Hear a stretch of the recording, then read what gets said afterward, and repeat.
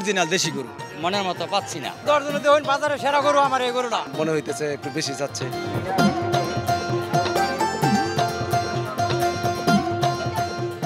ঈদুল আজহার আর মাত্র কয়েকদিন বাকি। ঈদকে সামনে রেখে ময়মনসিংহের কুরবানির পশুর হাটগুলোতে এখন চলছে জমজমাট বেচাকেনা। চারপাশে শুধু গরুর ডাক আর মানুষের হাক ডাক। আমি এখন আছি ময়মনসিংহের ফুলবাড়িয়া বাজার পশুর হাটে। এখানে চলছে দর কষাকষি, দরদামে কেউ কাউকে ছাড় দিতে নারাজ। চলুন কথা বলি কয়েকজনের সঙ্গে।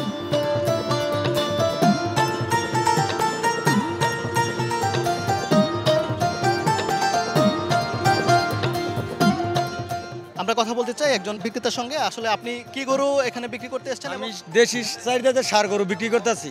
আমি 2 লক্ষ টাকা দাম চাইছি, সব বাদ দেওয়ান সর্বোচ্চ 70,000 টাকা বলে দিছি। এর আপনার 62,000 টাকা বলছি, 8,000 টাকা বাজার। এর মধ্যে মাঝখানে যদি যে কেউ নিতে পারেন বিক্রি করে দিন।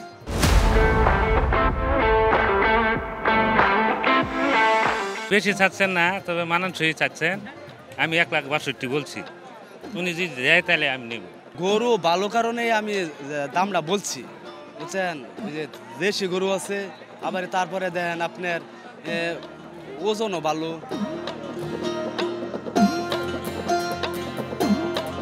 এই হাটে বড় আকৃতি, মাঝারি এবং ছোট সব আকৃতির গরুই এখানে রয়েছে। আমরা একটি বড় আকারে বেশ বড় প্রায় 10 মণ ওজনের একটি শাহিওয়াল জাতের একটি গরুর মালিকের কাছে আমরা এসেছি। আসলে আপনি এই গরুটি আসলে কতদিনে আসলে আপনি বড় করেছেন? বড় করছি 3 বছর। তারপরে গরু হলো শাহিওয়াল, ও খাওয়ান খাইছে ভালো। তারপরে রং হলো লাল, বিক্রি করে আলছি। আপনি কত চেয়েছিলেন এবং কতই বিক্রি করতে পারলেন? চাইছি তো আনার জোড়া আনার চাইছি 6 লাখ, 6.5 লাখ, বেচে বলছে 5,30,000।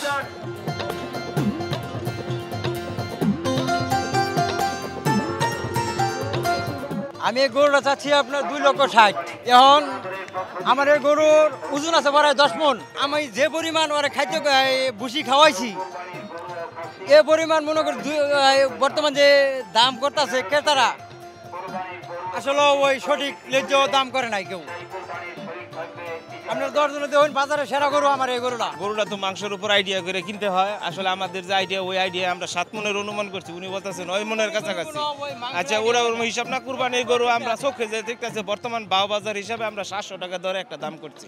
গরু তো ভাই আমার অনেকটি, আর কি বাজারে 2টা আনছে। মোটামুটি ভালো গরু উঠছে, ভালোই দাম সীমিতই আছে মোটামুটি ভাবে। দেখে হলে আনা কিনতে হবে আর কি।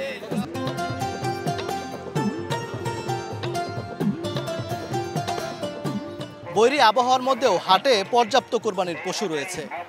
এর মধ্যে দেশি মাঝারি আকৃতির গরুই বেশি চাহিদার প্রেক্ষিতে এই হাটে দেখতে পাচ্ছি যে মাঝারি দেশি আকৃতির গরুই সংখ্যায় বেশি। তবে বিক্রেতারা পারস্পরিক বক্তব্য দিচ্ছেন। ক্রেতারা বলছেন দাম বেশি হাঁকাচ্ছে এবং বিক্রেতারা বলছেন কাঙ্ক্ষিত দাম মিলছে না।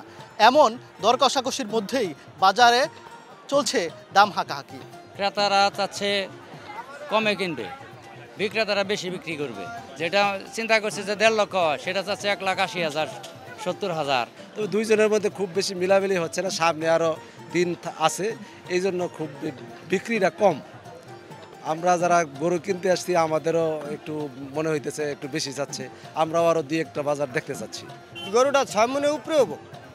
ধরুন আমি 2,10,000 টাকা দাম চাইতেছি, 2 লক্ষ টাকা হলে বিক্রি করবো। আমরা যেভাবে গরু পালন করি আমাদের খরচটা হচ্ছে, ওরকমভাবে আমরা কোনো মূল্য পাচ্ছি না। আমার আগে এক যে কাস্টমার, উনি 1,10,000 বলে গেছে, যার কারণে আমরা এখনো দাম বলতেছি না। আমরা বুঝি উনি কি আদৌ কাস্টমার কিনা। আর বর্তমান বাজার কিন্তু এত ঊর্ধ্বমুখী না।